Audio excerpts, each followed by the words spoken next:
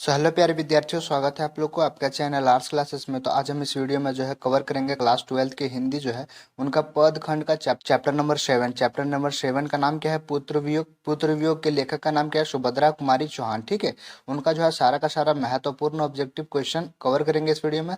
यानी कि जो है चैप्टर नंबर 7 जो है पुत्र वियोग, उनका सारा ऑब्जेक्टिव रहेगा। उस चैप्टर का जो है ऑल ऑब्जेक्टिव क्वेश्चन इस वीडियो में कवर कराएंगे। ठीक है, तो चलिए पहला क्वेश्चन की ओर बढ़ेंगे बच्चों। पहला क्वेश्चन जो है, मेरा खोया हुआ खिलौना अब तक मेरे पास ना आया, ये लाइन जो है किस शीर्षक कविता से है? ये लाइन जो बोला गया वो किस शीर्षक कविता में? अब कोर्स इसका करेक्ट आंसर जो हो जाएगा ऑप्शन नंबर ए हो जाएगा, पुत्र वियोग। ठीक है, ऑप्शन नंबर ए राइट लगाएंगे। चलिए 2 नंबर क्वेश्चन देखेंगे बच्चों। 2 नंबर जो क्वेश्चन है, पुत्र वियोग से माँ का जीवन कैसा हो गया है? यानी पुत्र को खो देने से माँ का जीवन कैसा हो गया है? इनका करेक्ट आंसर जो हो जाएगा ऑप्शन नंबर ए हो जाएगा, सूना सूना हो गया था। ठीक है, किसी भी माँ को अगर पुत्र खो जाएगा ना तो उनका जो है जीवन सूना सूना हो जाएगा। ठीक है, तो ऑप्शन नंबर ए करेक्ट हो जाएगा। चलिए अगला क्वेश्चन की ओर बढ़ेंगे बच्चों, 3rd नंबर का। चलिए 3rd नंबर ध्यान से क्वेश्चन देखना है। माँ किसके भय से अपने लाल को गोद से नहीं उतारती थी? यानी माँ जो है किसके डर से अपने लाल को जो है गोद से नहीं उतारती थी? तो ऑप्शन नंबर बी करेक्ट हो जाएगा, शीत के डर से। ठीक है, चलिए अगला क्वेश्चन की ओर बढ़ेंगे बच्चों, 4 नंबर का। ध्यान दीजिएगा क्वेश्चन क्या है। ठीक है, मैं असहाय विवश बैठी ही रही, उठ गया छोना मेरा। यह पंक्ति जो है, यह लाइन जो है शीर्षक कविता से, किस शीर्षक कविता से? तो ऑप्शन नंबर सी करेक्ट हो जाएगा, पुत्र वियोग से। ठीक है, जो अभी चैप्टर हम पढ़ा रहे हैं ना बच्चों, उन्हीं का जो है ये लाइन बोला गया उनमें। ठीक है, आप लोग अगर कहानी पढ़ेंगे ना कविता, उनमें सारा जो है आप लोग को समझ आ जाएगा कि कौन सा लाइन कौन से चैप्टर का है। चलिए अगला नेक्स्ट क्वेश्चन की ओर बढ़ेंगे बच्चों। 5 नंबर का क्वेश्चन है, पुत्र वियोग शीर्षक कविता किसकी रचना? काफी वीवीआई क्वेश्चन है ये। पुत्र वियोग जो है वो कविता जो है वो किसने लिखा था? तो सुभद्रा कुमारी चौहान। ये तो वीडियो को फर्स्ट में ही बताया था आप लोग को, तो करेक्ट हो जाएगा ऑप्शन नंबर बी हो जाएगा। चलिए अगला 6 नंबर क्वेश्चन देखेंगे बच्चों। 6 नंबर जो क्वेश्चन है, सुभद्रा कुमारी चौहान का जन्म कहाँ हुआ था? यानी जो लेखक है उनका जन्म कहाँ हुआ था? तो ऑप्शन नंबर सी करेक्ट हो जाएगा, इलाहाबाद में हुआ था। ठीक है, चलिए अगला 7 नंबर क्वेश्चन देखेंगे बच्चों। 7 नंबर जो क्वेश्चन है, सुभद्रा कुमारी चौहान को किस पार्टी का एमएलए चुना गया था? यानी सुभद्रा कुमारी चौहान को जो है किस पार्टी का एमएलए चुना गया था? तो वो कांग्रेस पार्टी। ठीक है, ऑप्शन नंबर डी करेक्ट हो जाएगा। चलिए 8 नंबर क्वेश्चन देखेंगे बच्चों। 8 नंबर जो क्वेश्चन है, सुभद्रा कुमारी चौहान किस वर्ग की कवियत्री मानी जाती है? यानी कौन सी वर्ग की कवियत्री मानी जाती है? तो ऑप्शन नंबर बी करेक्ट हो जाएगा, राष्ट्रीय भावधारा की मानी जाती है। ठीक है, चलिए अगला क्वेश्चन की ओर बढ़ेंगे। 9 नंबर का बच्चों। 9 नंबर जो क्वेश्चन देखेंगे, सुभद्रा कुमारी चौहान की कौन सी कृति नहीं है? यानी कौन सी रचना नहीं है? इनका करेक्ट हो जाएगा बच्चों ऑप्शन नंबर सी हो जाएगा, प्रायश्चित। प्रायश्चित जो है इनके द्वारा लिखा गया कृति नहीं है। ठीक है, चलिए अगला 10 नंबर क्वेश्चन देखेंगे बच्चों। 10 नंबर जो क्वेश्चन है, सुभद्रा कुमारी चौहान की कौन सी कृति है? यानी कौन सी रचना जो है इनकी है? तो ऑप्शन नंबर डी करेक्ट हो जाएगा, सभा के खेल। ठीक है, सभा के खेल जो है इनके द्वारा लिखा गया रचना है। ठीक है, चलिए 11 नंबर क्वेश्चन देखेंगे बच्चों। 11 नंबर जो क्वेश्चन थोड़ा लॉन्ग क्वेश्चन है, क्वेश्चन को समझना ध्यान से। सुभद्रा जी के साहित्य में अपने युग के मूल उद्देश्य, उसके भिन्न भिन्न रूप अपनी आमरणहीन प्राकृतिक शैली में प्रकट हुए हैं। यह कथन जो है किसका है? यह किसका कथक है? तो ऑप्शन नंबर ए करेक्ट हो जाएगा, मुक्ति बोध का कथक है। ठीक है, चलिए अगला क्वेश्चन कर बढ़ेंगे बच्चों। 12 नंबर का क्वेश्चन देखेंगे। सुभद्रा कुमारी चौहान के अनुसार माँ के लिए अपने मन को समझाना कब कठिन हो जाता है? यानी जो है सुभद्रा कुमारी चौहान के अनुसार जो है, यानी कवि के अनुसार जो है, माँ के लिए अपने मन को समझाना सबसे मुश्किल कब हो जाता है? किसी भी माँ को जो है अपने मन को समझाना सबसे मुश्किल तब हो जाता है जब उनका पुत्र खो जाता है, यानी कि उनकी पुत्र का जो है डेथ हो जाता है। तब जो है किसी भी माँ का जो है मन को संभालना बहुत ही मुश्किल हो जाता है। ठीक है, तो इनका करेक्ट क्या हो जाएगा बच्चों? ऑप्शन नंबर सी हो जाएगा, पुत्र की मृत्यु होने पर जो है किसी भी माँ का मन को समझाना सबसे कठिन हो जाता है। चलिए अगला क्वेश्चन की ओर बढ़ेंगे बच्चों। 13 नंबर का क्वेश्चन देखेंगे।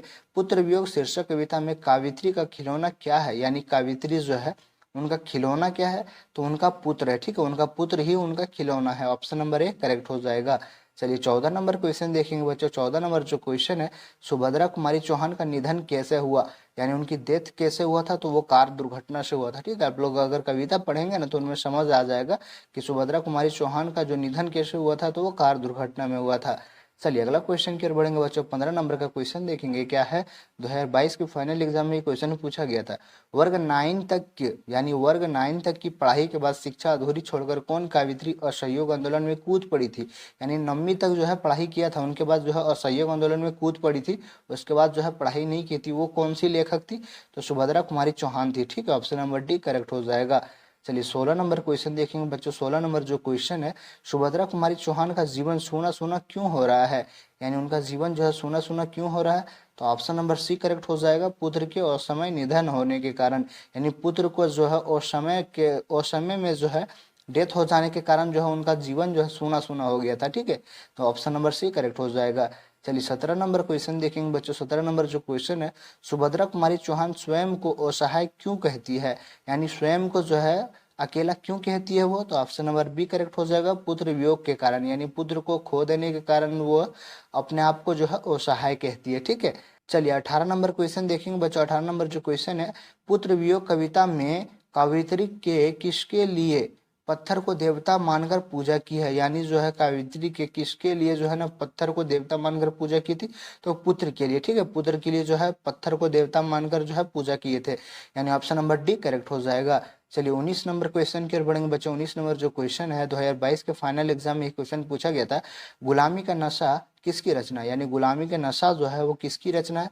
तो ऑप्शन नंबर बी करेक्ट हो जाएगा बच्चों, ठाकुर रामनाथ सिंह का। ठीक है, चलिए अगला क्वेश्चन की ओर बढ़ेंगे बच्चों। अगला क्वेश्चन जो है 20 नंबर का, सुभद्रा कुमारी चौहान के पति का नाम क्या था, यानी जो लेखक है उनके पति का नाम क्या था। तो ऑप्शन नंबर ए करेक्ट हो जाएगा, ठाकुर लक्ष्मण सिंह। ठीक है, चलिए अगला 21 नंबर क्वेश्चन देखेंगे बच्चों। आशा करता हूँ कि बच्चों आप लोग को आसानी तरीके से आप लोग को ऑब्जेक्टिव जो है समझ आ रहा होगा। ठीक है, पूरा जो है ना ऑब्जेक्टिव को याद करके जाए आप लोग। ठीक है, ताकि जो है एग्जाम में अच्छे मार्क्स ला सके आप लोग।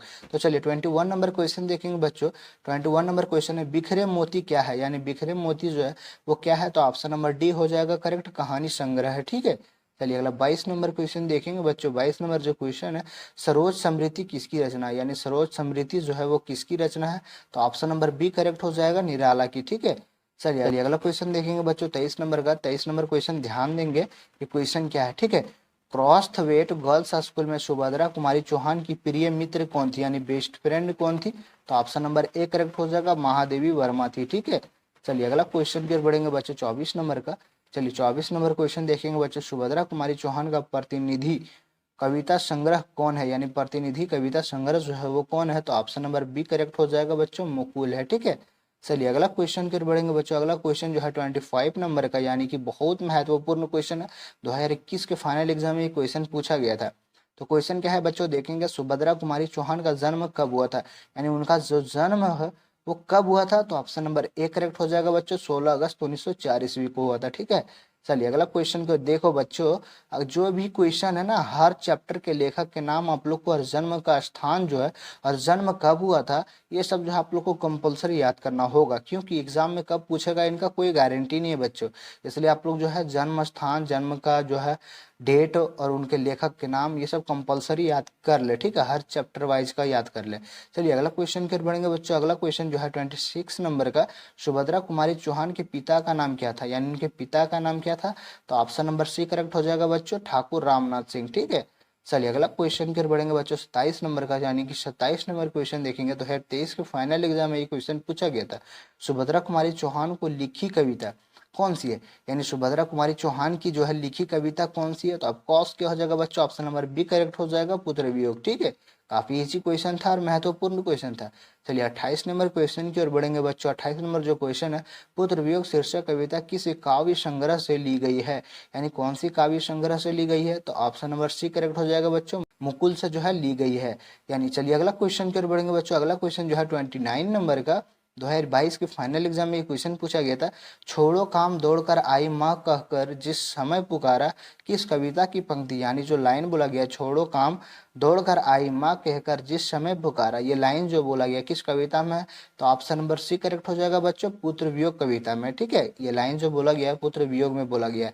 चलिए आज पुत्र वियोग का जो है लास्ट ऑब्जेक्टिव देखेंगे, यानी 30वां ऑब्जेक्टिव देखेंगे, पुत्र वियोग किसकी रचना। काफी MVVI क्वेश्चन है ये, पुत्र वियोग किसकी रचना बच्चों। तो हम वीडियो को फर्स्ट में ही बताए थे किसकी रचना है, तो सुभद्रा कुमारी चौहान, यानी ऑप्शन नंबर ए करेक्ट हो जाएगा। ये क्वेश्चन तो आप लोग को 100% याद करके जाना ही होगा, क्योंकि कब एग्जाम में पूछेगा कोई गारंटी नहीं है।